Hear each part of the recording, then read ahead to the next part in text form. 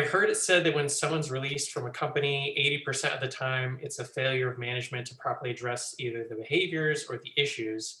Would you agree with that or not, and why? Oof. I've heard that. I'm not going to, I can't say, since I've done primarily construction related cases that are contractors and not employees, I can't actually use my own experience or my own data to comment on that. But I mean, if they're hearing it, it probably has some validity to it. I guess I would ask a question back as to kind of like, what's the basis for wanting the information?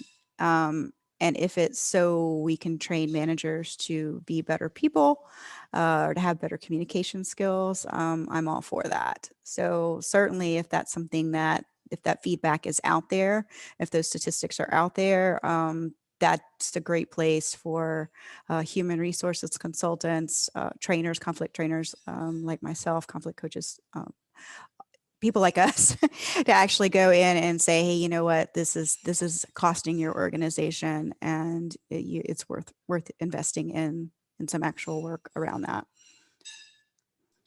Well, this might be a good follow-up, or kind of like a part two to that, which is if a manager or leader has a hard time holding on to people, how does one begin to address that issue?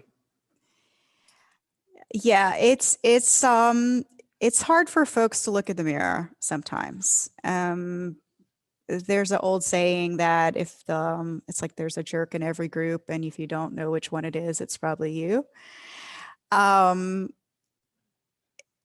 it's hard for people to look at at themselves, really hard. It's just not human nature. It's more human nature to say, my environment caused this for me, or my employees are just bad employees. Like, why can't they find me somebody that can do this work?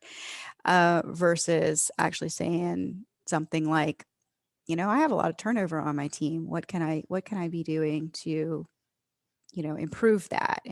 What skills can I learn to foster a better team?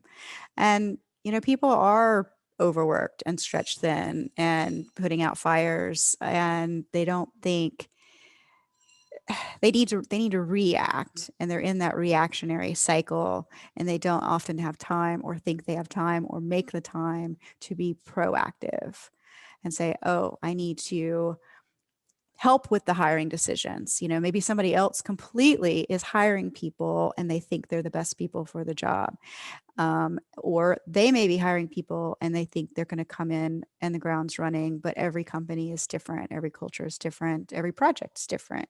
So they may actually be really skilled project managers, but this may be something totally that they're totally new at. They don't know the vocabulary. They don't know the clients. They don't know all the nuances, but the leader just does not have time, or won't make the time to bring them up to speed because they have different expectations.